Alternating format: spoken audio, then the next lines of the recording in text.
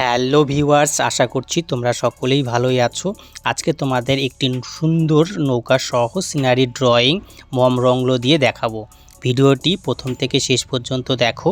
ভালো লাগলে like comment share করো এবং আরও এরকম ভিডিও পেতে আমার এই পেজটি সাবস্ক্রাইব করে বেল আইকনটি অন করে রাখো, যেন তোমার কাছে এরকম ভিডিও নোটিফিকেশনটি আগে যায়। এবং আমার ফেসবুক পেজটি অবশ্যই ফলো করো।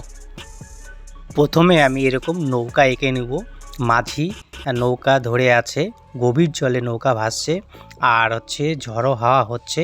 এরকম আমি গাছগুলো অপোজিটে একটু এইভাবে ঝুঁকে গেছে সেভাবে দেখাবো।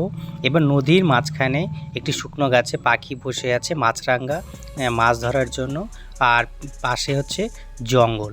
এভাবে সুন্দর করে আমি এঁকে নিলাম। এঁকে নেওয়ার পর এবার আমি রং শুরু করব। প্রথমে আমি আকাশের রংটা শুরু করব। এইভাবে আমি আকাশের রং একটু একটু করে এইভাবে সাইড থেকে এইভাবে নিচ থেকে উপরে হালকা করে ঝিরি করে এইভাবে আমি উঠাবো। এভাবে উঠানোর পর এক সাইডে হয়ে গেলে এইবার আমি এই সাইডে আমি রঙগুলোকে এইভাবে দিব। গাছের রং একটু আমি আগে হলুদ করে নেব, নারকেল গাছের রং। তারপরে দূরের গাছের রঙগুলোকে আমি একটু এইভাবে হলুদ করে নেব।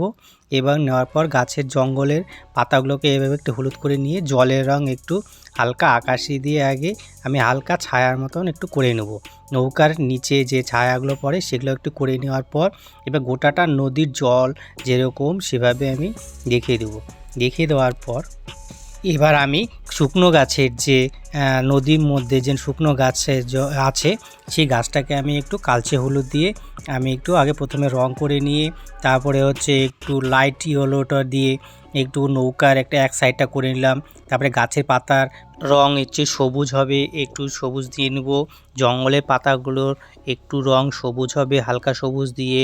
এবার নৌকার রং ডিপ ব্রাউন দিয়ে ঘষে দিব। আলো ছায়া অবশ্যই দেখাতে হবে মাঝখানে একটু সাইডে দেওয়ার পর এইবার মাঝখানে যে খুঁটিগুলো আছে সেগুলোতে ডিপ ব্রাউন দিব। এবার পর্দার রঙের উপরে ব্রাউনটা একটু ঘষে দেবো। তারপরে লাইট ইয়েলোর উপরে একটু ব্রাউনটা ঘষে দেবো, লাইট ব্রাউন ঘষে দেবো। এবার নারকেল গাছের নিচে জায়গাগুলোকে একটু হালকা হলুদ দিয়ে একটু নিচে ঘষে দেবো। তারপর তার উপরে একটু ডিপ ব্রাউন দিয়ে নিচে ঘষে দেবো। একটু অন্ধকার জায়গাগুলোকে দেখাতে হবে। আকাশের রঙের একটু ভায়োলেট দিতে হবে, এবার ডিপ নীলও একটু দিতে হবে। দেওয়ার পর এবার মানুষের রঙটাও করে নেব। এইভাবে ছবিটা আমার কমপ্লিট হয়ে যাবে। নিচ থেকে দূরের জায়গাগুলোকে একটু সবুজ দিয়ে একটু ভালো করে ঘষে নেব, তাহলে আরও পরিষ্কার হবে। পাতাগুলোকেও একটু ডিপ সবুজ দিয়ে এইভাবে ঘষে নেব, যেভাবে আমি ঘষছি সেভাবে ঘষে নেব। এবার নিচে দূরের জায়গাগুলোকেও এরকম ডিপ সবুজ দিয়ে একটু ঘষে নেব, তাহলে আরও ভালো দেখাবে। একটু ছায়া দিয়ে নেব, একটু মাঝে মাঝে একটু এরকম ছায়া দিয়ে দেখাবো। দুই সাইডে একটু একটু করে সবুজ দিয়ে একটু ছায়া দেখাবো। তারপরে নৌকার মধ্যে একটু নীলটা দিয়ে একটু ঘষিয়ে দেবো। একটু দিলে একটু অন্ধকার ভাব দেখাবে।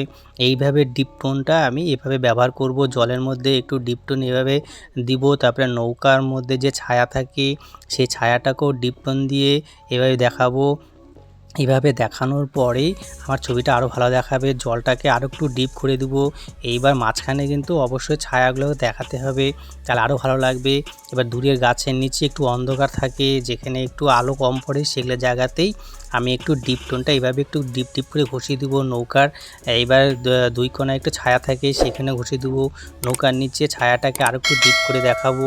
এবার জলের রঙে একটু ডিপ করে দেখাবো। গাছের এবার ছায়া দেখাবো। এভাবে পাতাগুলোকে একটু ডিপ করে দিব, মানে অপোজিট ছায়াও দিব। নৌকার ছায়াগুলো অবশ্যই আর একটু ডিপ করে দিব, তাহলে আরও ভালো লাগবে। সাইডগুলো থেকে ডিপ করে দিয়ে এভাবে ছবিটা আমার কমপ্লিট হয়ে যাবে। পাতাগুলোকে ডিপ করে দিব। এভাবে দেখো ছবিটা আস্তে আস্তে আমার খুব সুন্দর দেখাবে। এইভাবেই আমি ছবিটাকে কমপ্লিট করব। আমি তারপরে লাস্টে পাখি দিয়ে কমপ্লিট আমার হয়ে গেল।